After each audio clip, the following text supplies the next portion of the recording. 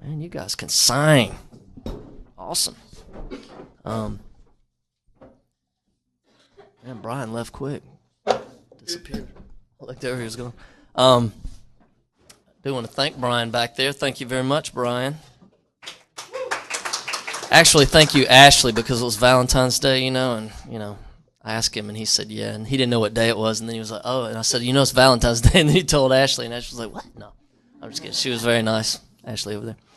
Um, this is the time where it's always a little difficult for me to get up and start talking about my past and that type of thing, but it's something that I feel like I need to do, and I think all of you should have a testimony. Um, a lot of times people are like, well, I never smoked crack and I never did this and that. I mean, but let me tell you, you guys that have such a good testimony as far as that is awesome. I mean, that's what I wish I would have. Um, Unfortunately, I started very slowly in my life as far as my walk with the Lord. It was more of a trip and fall in the mud several times, and mostly tripping over things that I saw coming. Because I would like to say that if you think of three C's, okay, a call or a calling in your life, if you think of choices, and if you think of confronting or confrontation, confronting things, that's kind of the story of my life. I grew up in a home that was, middle class, fairly decent.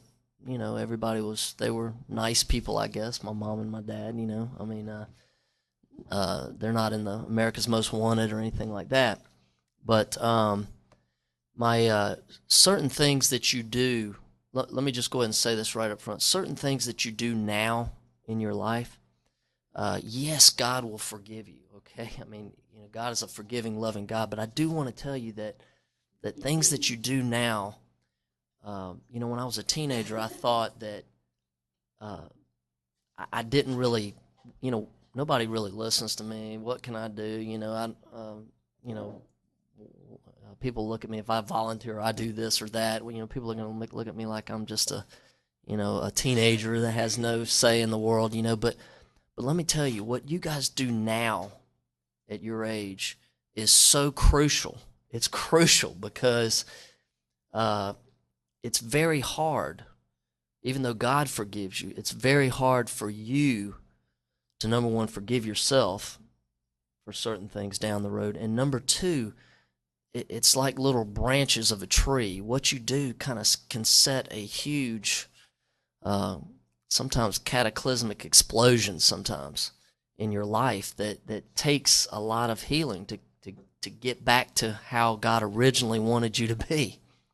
And my mom, I said the three C's. Well, the first part of my life was probably mom, mom, mom. And what I mean by that is, uh, uh, my parents got divorced when I was 9, and you know, I I know that they made vows to till death do us part and that type of thing. And they were in America, where most Americans don't seem to listen to the vows that they take, unfortunately. And my mom, they got divorced, and usually the women get the custody of the kids, that type of thing. Um, and you're sitting there torn because you like both your parents typically, and I always tried to, so I went out of my way trying to please both. And what really crushed me, I think, is 2 years later, after living with my mom, man, we were poor. Woo, we were just, I mean, we had nothing, and uh, but I didn't realize it at the time until people looked at me peculiarly for wearing the same clothes for maybe a few days in a row. But um, um, my mom, 2 years later, she just got tired of being a parent, and she just gave me back to my dad and gave my brother back to my dad. Well, financially, looking back, there were reasons why she might, other reasons besides getting tired of being a parent. But when she did that, it even though I was deep inside glad to probably be back with my father for that period of time, it crushed me because I felt unwanted by the only woman in my life, my mother. And I say mom, mom, mom because that part of my life, my mom set it was a huge stumbling block for me, and it went on to, you wonder why you do certain things after the fact a lot of times. And I think I'm not blaming my mother for why I made choices, that second C there, but she did maybe have a little bit of an impact in my life as far as some of the choices I made, because the only female figure in my life was gone, and I wanted that female affection. I wanted my mother, and I was back with my dad, and I felt unwanted, and my brother, really, it hit him very hard. But I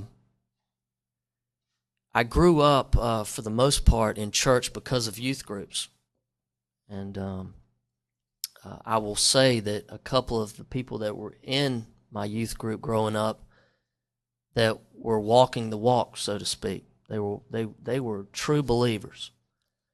I didn't let it show, but they definitely had a big impact in my life later on, because I wanted something that they had, because they were real and they were bold, and and I wasn't. But I felt like I was a Christian because I went to church, and I did all of the steps, went through all the processes, did everything that most people do in youth groups, go and hang out. And but as I grew up, I probably got sprinkled, dipped, dunked, everything, a lake, baptized up the yin yang, just everything you can think of. I walked down the aisle about 50 times because I was scared to death of hell. Okay. And that was my major. I didn't really know what I had. I had head knowledge about Jesus.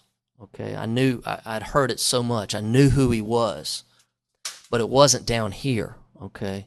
I was just, caught up in the emotions every time somebody spoke, just powerfully. I was like, "Ooh, yeah, I better go down." So I went down.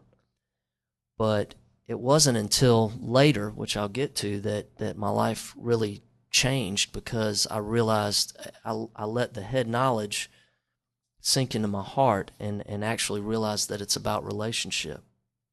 We're talking about relationship tonight, but relationship with somebody that's actually alive, and I just always said, yeah, Jesus, yeah, but I didn't really believe that he was alive. I don't think, looking back, and I had a lot of doubts, a lot of questions and other things. But anyway, I guess I thought I was saved when I was younger. The second part of my life was replacements instead of mom, mom, mom. What I mean by that is I had to somehow replace my mom, and it wasn't with Jesus. I can tell you that. Then I thought, okay, how can I do this? As I was growing up, I didn't think about that per se, but I was living it out. Because number one, I was poor. I was like, when I was 16, my dad took me to a car. It was up on a couple of bricks, and it looked like it also looked like it came out of hell. And he was like, "Ta-da!" And I was like, he's like, And guess what? It's only $800, and you get to pay for it.